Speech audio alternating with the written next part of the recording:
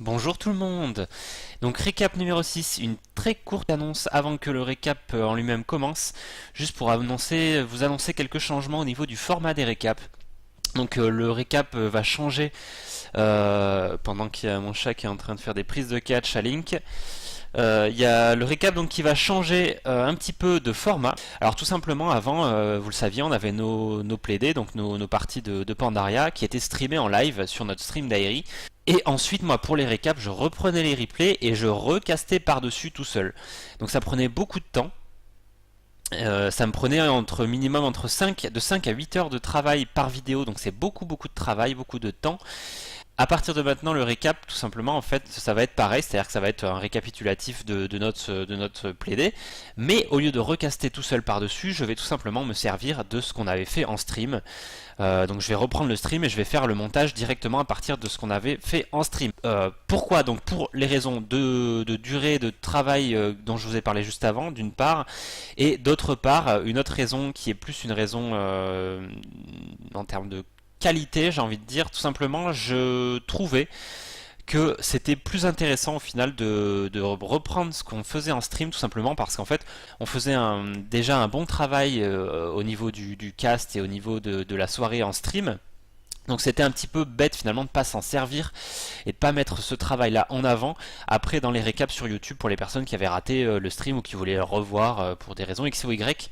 Et en plus de ça, on a beaucoup de nos membres d'Aeri qui aiment bien caster, on fait beaucoup tourner les casteurs et donc plutôt que d'avoir uniquement Karna qui fait les récaps et qui caste les récaps, vous aurez tous nos membres finalement d'Aeri qui ont envie de caster et vous les retrouverez également dans les récaps. Donc ça permet déjà d'une plus de diversité au niveau des casteurs et puis ça vous permet aussi de voir un petit peu ce qui se passe lors de nos streams, la bonne ambiance qu'il y a notamment, et c'est des choix que j'avais déjà en tête en fait pour la prochaine saison Pandaria qui va arriver. Mais je les mets d'ores et déjà en route pour la fin de ce récap de cette saison 10. Parce que j'estimais que c'était pourquoi finalement continuer dans un format qui me plaisait plus et dans lequel je ne croyais plus. Donc voilà pourquoi c'est d'ores et déjà le nouveau format qui est mis en place. Bon visionnage à tous.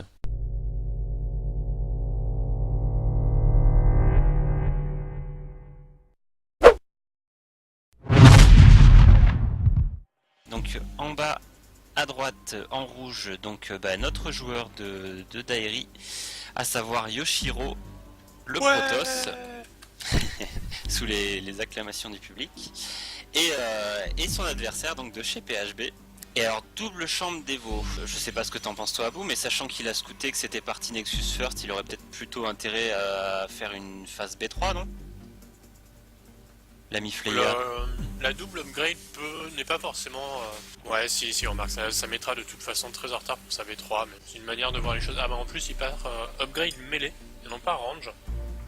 Il a posé le Batarot, j'imagine que c'est plus par précaution early. Il y avait un truc qui se faisait à une époque, alors je sais plus si c'est trop d'actualité, mais il y avait un joueur coréen qui avait un petit peu popularisé cette compo en ZVT, c'était le Ling Infest et transition ultra en late game. Peut-être qu'il va nous faire ça.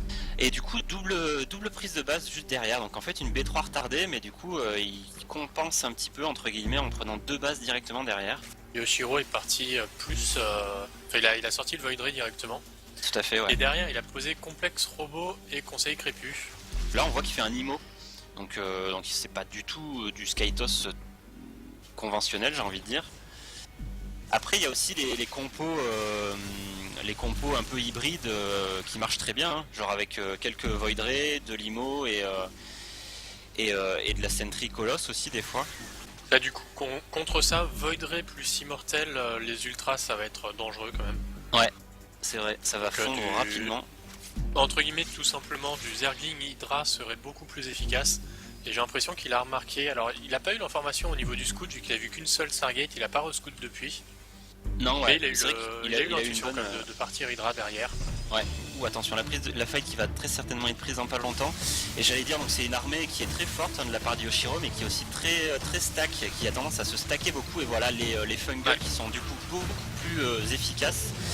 Bon là cela dit, il en a lâché un ou deux, ça a pas été, il n'y a pas mort d'homme, et d'ailleurs Flayard ici qui est en train de se faire un peu des pop.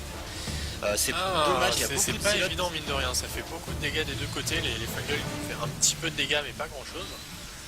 Et au final, une fight quand même assez serrée. Hein. C'est vrai, ouais, mais il y a les Zealots de Yoshi qui malheureusement n'ont pas attaqué pendant la grosse moitié de la fight là, ils étaient derrière, ils faisaient rien. Donc ça, une petite erreur ici de prise de fight et une petite erreur de micro de Yoshi.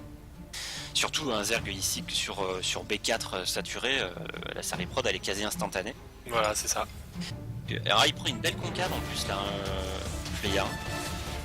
Fleya qui se positionne bien et c'était ça qui lui a valu le fight d'avant je pense. Ouais, Il minimisait vraiment les dégâts des colosses avec des beaux arrondis. ouais, le Void Ray qui a été donné, le colosse qui est totalement donné aussi, ça c'est vraiment dommage, faut qu'il fasse vraiment attention Yoshiro à ses rally points et à ses erreurs comme ça risque de lui coûter la game là, j'ai bien peur. Hein. Ouais, il a fait de très beaux storms quand même, mais là effectivement l'armée Zerg qui avance de plus en plus, qui commence à enfoncer tout ce qu'il y a de Protoss sur cette map. Ouais, il va tenir avec la Riprod, Zealot et son colosse, d'ailleurs son colosse qui est un peu au chômage. Mais il a pris beaucoup de dégâts et encore une fois Fleya qui a une Riprod très costaud et qui est en train un petit peu d'étouffer Yoshi petit à petit là. L'agression qui continue encore pour Fleya, il est encore à 200 de pop et le creep qui est venu jusqu'à la B4 de Yoshi. Et là la fête est plutôt pas mal pour Yoshi. La concave était pas dégueu pour Fleya, mais les unités étaient un petit peu peut-être un petit peu trop dispersées. Et du coup Yoshi qui encore une fois reboot le push. Ça serait bien qu'il les voit les Broodlords et qu'il les snipe. Est-ce qu'il les voit là? Il les voit pas, c'est dommage. Il les a vus je pense, il me semble qu'il est vraiment pas passé loin, mais non là il a perdu tous ses archontes. Il lui en restait 2 à la maison. Non même pas. Et là 198 de pop, 200 de pop hein, pour ainsi dire contre 94, ça va être très très compliqué pour notre joueur d'Aeri. Et c'est le GG de Yoshi. Donc une jolie game hein, de Fleya, il a fait des belles choses. Donc du coup le retour de nos deux joueurs ici. La game a débuté classiquement, je suppose que ça va être un gate expand chez Yoshiro. Ça reste à vérifier, encore pour le moment il n'y a rien de... Un forgate. Et donc déjà Yoshiro donc, qui a chrono boosté son... Il n'y a plus d'énergie de chrono boost, hein, donc effectivement c'était bien un gate expand. Ouais. Et qui tente l'expand sur la gold. Tout à fait. Si je ne m'abuse, il est passé... Ouais voilà. Il est passé par l'Axel et donc ça découvre un petit peu la... Tout à fait, ouais. Fleya qui en profite pour aller directement au run by. Voilà, il s'occupe même pas du Zealot d'ailleurs. Et c'est plutôt très intelligent de sa part en fait. Parce que voilà, du coup il se dit, si le Zealot est là, il est pas en train de voler, chez Yoshiro. Et donc je vais peut-être pouvoir tenter un petit truc. Bon, heureusement. Dans le principe c'était effectivement sympa, mais... voilà. Alors par contre là c'est... Heureusement il a force field assez rapidement. Ouais. Il va en perdre peut-être une, non. Pour l'instant ça va, mais il a quand même des Zerglings chez lui. Ouais, qui ont scouté du coup la Stargate par la même occasion. Bon, il va se débarrasser normalement de tous ces glings, mais il aura sortir perdu le photon de recharge pour les tuer assez rapidement. Il a perdu une sentry quand même. Ouais. Alors par contre du coup les glings qui vont voir la pression arriver, parce qu'ils voient les unités sortir et il va certainement voir du coup le proxy pylon. Donc normalement s'il réagit bien, il aura de quoi se défendre étant donné qu'il y a beaucoup de Zealots. Il est en train de faire du Roach avec le +1 d'attaque en plus, donc ça peut kite assez facilement les Zealots. Okay. Les Zealots qui étaient un petit peu qui n'étaient pas en avant en fait, donc ça c'est un peu bête. La bubule qui est posée. Il a fait un bon zoning, hein, mine de rien. Ouais. Il a gagné pas mal de temps et là il est en train de push. Attention au sport encore une fois, il perd. Ouais c'est ça en fait. Son Mokor, attention le Mokor là. Le Mokor qui tombe, c'est vraiment dommage. Yoshi, il faut qu'il fasse vraiment attention à ses prises de fight et à ses petites micros. Là il n'y a plus d'anti-aérien, donc maintenant, bon il y a la Queen maintenant, mais il y a la Queen qui va se faire dézinguer assez rapido. Donc maintenant qu'il n'y a plus d'aérien, il est pas trop mal, mais c'est dommage d'avoir perdu ce Mokor là, ça lui enlève une possibilité de recall. Et là, il insiste quand même parce que Yoshiro qui est quand même assez all-in là-dedans, il n'a pas pris de gaz derrière. Mais attention que ça pourrait passer, hein, parce qu'il y a, bon là maintenant ça y est, les Hydras qui vont commencer à sortir. Là il va en plus choper de l'économie, donc c'est très bien. Faudrait qu'il prenne la B2 aussi, ça serait vraiment génial. Ouais, mine de rien, c'est effectivement il pique pas mal, il a supprimé énormément de drones. Donc la Queen qui va tomber avec tous ses illuts, la B2 va tomber. Ah, Freya qui H. Ah, bah c'était un GG. Donc, mine de rien, une agression qui sur la longue a payé. Et Freya voilà, qui c'est monte là. à 16 drones. Et regarde la petite fourberie que Fleya nous fait, la fameuse hatch in base. Donc la partie d'avant, j'ai vu qu'il avait mis un drone un petit peu sneaky dans la base. Il s'est rendu compte que la base n'était pas assez grande et assez bien pour faire ça, et donc du coup il la tente ici. Ah, dommage. Alors Yoshiro qui a cliqué sur la base et finalement il s'est dit non, je vais ressortir, je vais poser mon pylône sur le wall. C'est vraiment Voilà, dommage. c'est ça, est-ce le que pylône, il avait Yoshiro... prévu de le poser dans sa base comme il avait fait au coup d'avant, mais là vu que c'est énorme à wall, bah, il a besoin de ce pylône pour pouvoir finir son wall. Ça devrait normalement les profiter. Et voilà, ça y est, c'est scouté au moment où la hatch sort, donc voilà, c'est quand même... de toute façon il l'aurait vu avec le creep là. Donc là, un premier drone qui est pris. Allez, faux micro, bien, un premier qui va être circle, du coup qui va être tué. Attention ici de pas donner ses sons bêtement. Un deuxième game qui est tué, mais bon, du coup c'est du temps de minage qui est perdu ici. Mais il était en train de temporiser aussi, comme ça il a posé ses canons et donc il a deux photons qui sont là. Ouais. C'est Posé à un c'est endroit quand même plutôt 300, intéressant. 450, 500, c'est 600 de minerais qui sont monopolisés dans la base de Freya et qui sont pas des drones dans la base de Yoshiro, pardon, et qui sont pas des drones sur la B2 de Freya ou ce genre de choses. Ouais, clairement. Ouais. Et derrière, il va partir sur un gros 4 gate en fait, un peu retardé du coup. Freya qui a déjà lancé la fosse d'infestation, donc il est sur deux bases et il lance son quatrième gaz juste maintenant. Ouais. Donc fosse d'infestation aussitôt. Bah, ça va être du Swarmost du coup. Donc Freya qui part sur un follow-up Swarmost. Swarmost sur deux bases, là, quand même, honnêtement, je le vois moyen. Il a pas du tout creepé, donc il a un creep inexistant. Il a pas pu se permettre de faire des queens supplémentaires. Il ne peut toujours pas se le permettre. Ouais. Et les 4 petits Swarmost. Freya qui est très agressif avec ses Swarmost. La 6 Swarmost placés aussi loin que ça. Donc Yoshiro a une robot. Dès qu'il va voir les trucs, il va lancer un Ops chrono boosté tout de suite. Toujours pas d'Ops de lancer. Yoshiro qui du coup a été complètement déstabilisé au final. Ouais. La forge qui est snipée avec l'upgrade qui était en train de se faire, qui était à plus de la moitié, donc là c'est vraiment très bien pour Freya. Mais Yoshiro quand même, mine de rien, il est en train d'amasser petit à petit, il a perdu des bâtiments principalement, il a perdu pas mal de zilotes, mais ça reste quand même correct. La B4 qui est scoutée et qui du coup va tomber sans avoir même pu avoir eu le temps de miner dessus. Et là attention, on a une belle prise excellente de fight, prise de fight quand même de Freya qui arrive des deux côtés en même temps. Des belles corruptions. Énormément de corrupteurs, donc tous les colosses qui vont tomber, ça y a pas de photo là-dessus. Ouais. Y a pas de photo et du coup, maintenant qu'il n'y a plus de colosses, il n'y a plus de dégâts de zone et les locustes qui vont se faire plaisir. Il reste un colosse, cela dit. Le réflexe de cracher tout ça, c'est aussi s'il y a des templars, ça évite de se faire répercussion sur les. Ouais, aussi, ouais, effectivement. Sur les vigilants. Bon là il n'y a pas de templars dans ce cas précis, il y a beaucoup encore de corrupteurs, donc du coup les colosses qui fondent encore une fois, mais il y a suffisamment de stalkers pour finir les dégâts dessous. 3-3 qui est déjà bien lancé. Ouais, et la grande aiguille aussi qui va pouvoir faire assez de dégâts. Bon, sauf s'il continue encore sur le double Stargate, ça va bien aider. Il faut réagir tout de suite là. Ah, il perd son cyber, il perd une première robot. Il va perdre sa baie de soutien robotique, donc là le push roach qui est super efficace.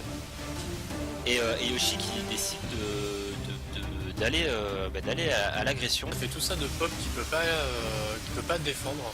Ouais, c'est vrai, c'est ce qu'il s'est dit à mon avis. Hein. Donc il faut vraiment qu'il sanctionne de manière aussi importante que ce que lui s'est fait sanctionner au niveau de sa tech, parce que mine de rien, comme tu as dit, il a perdu une robot, sa baie de soutien robotique et son cyber, donc c'est-à-dire pas de repop de stalker pendant un moment, c'est-à-dire pas de colosse. Il y a beaucoup, moi ce qui m'inquiète c'est que là il y a beaucoup quand même de corus.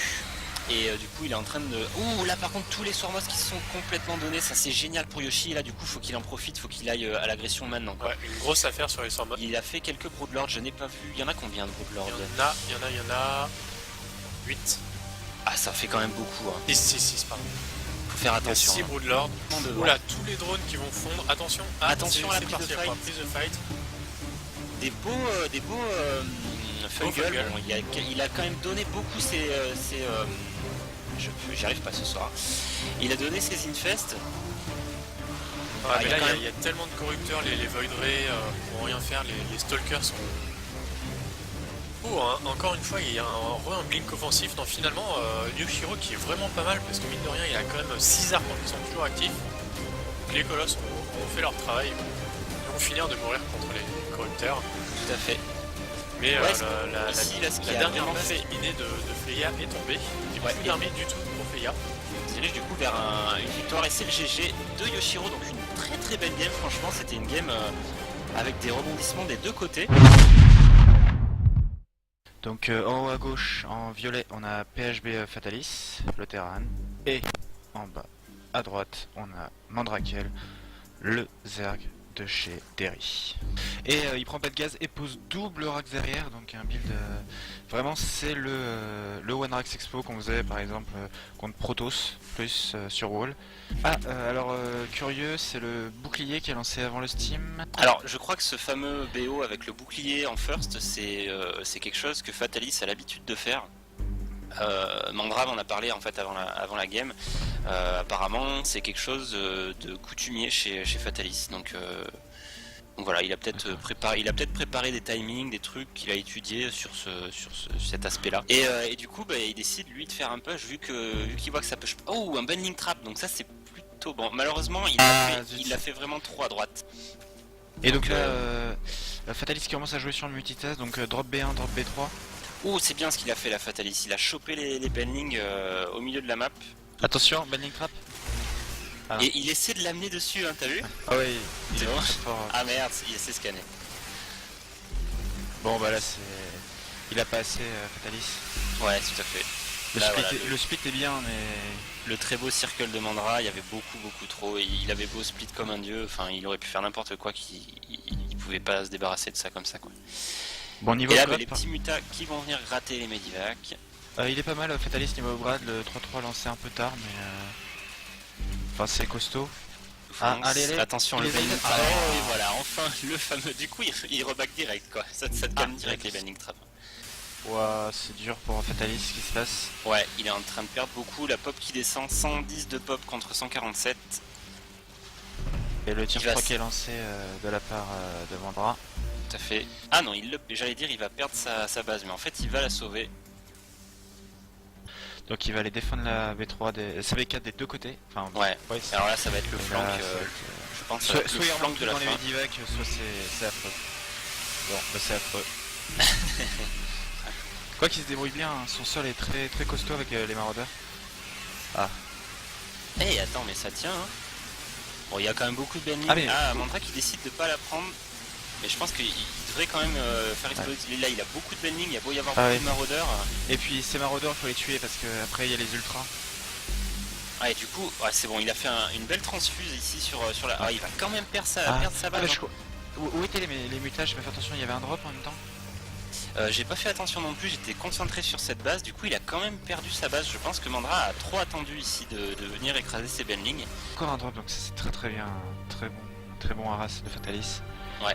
Moi personnellement, quand il y a autant de mutas, je veux plus dropper parce que je sais que je peux le perdre, mais... Ouais, d'ailleurs par contre il s'est un petit peu fail là sur le drop. Bon ça va, il s'en est rendu compte, il revient maintenant dans la B1. Il les avait lâchés en dehors de la B1 en fait. Ouah. Cela dit par contre les marines sont déjà bien amochés hein. Les marines du drop. Allez, faut Il sauver, va faut sauver choper le bata ultra, bon ça c'est ce qu'il avait de mieux à faire pour essayer de réduire au maximum le compte du Oula, je suis pas certain de ce que va faire le terrain là. Il veut engager ça, il est sûr de lui. Donc Mandra qui veut pas gâcher ses... Ouais, c'est bending. Ouais, c'est bien ce que fait le terrain. En fait. Ah non, ça est tendu, ouais, c'est tendu, donc bon split, mais ça commence à faire beaucoup. Et cela dit attention qu'il a quand même repris une base, hein, donc il est pas venu pour rien quoi, il est pas venu juste pour se faire manger et puis repartir la queue entre les jambes, il a quand même pris une base, c'est pas dégueulasse quoi. Ah, le circle, est-ce qu'il va tout envoyer? Je suis pas certain, ouais, je suis d'accord, Mandra doit attendre ses infestes là, il a plus le choix. Voilà, 8 en préparation, une fois qu'il aura ces 8 là, les fights de face, il les prendra easy. Tout à fait. Attention de pas venir C'est perdre. parti, ouais, Allez, ouais, le là, c'est fungal. là c'est vrai. Oh aïe aïe aïe, le fungal qui est magnifique du coup. La bio qui ne peut plus bouger et qui n'a pas d'autre choix que de se faire exploser la tronche à coup de bending. Attention, oh non, pas les mutas, non. Ah, ça par contre c'est pas bien Mandra. du tout Mandra. Bon, une petite erreur de la part de Mandra, hein, ça arrive à tout le monde, même au meilleur. Il va se venger avec la B5 du Terran.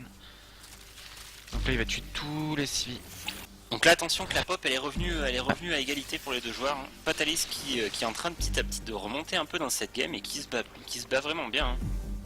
Ouais, avec cette compo, c'est pas évident et il s'en sort très très bien. Parce que là, ce qui fait défaut encore une fois à Mandra, qu'il a pas trop d'écho quoi.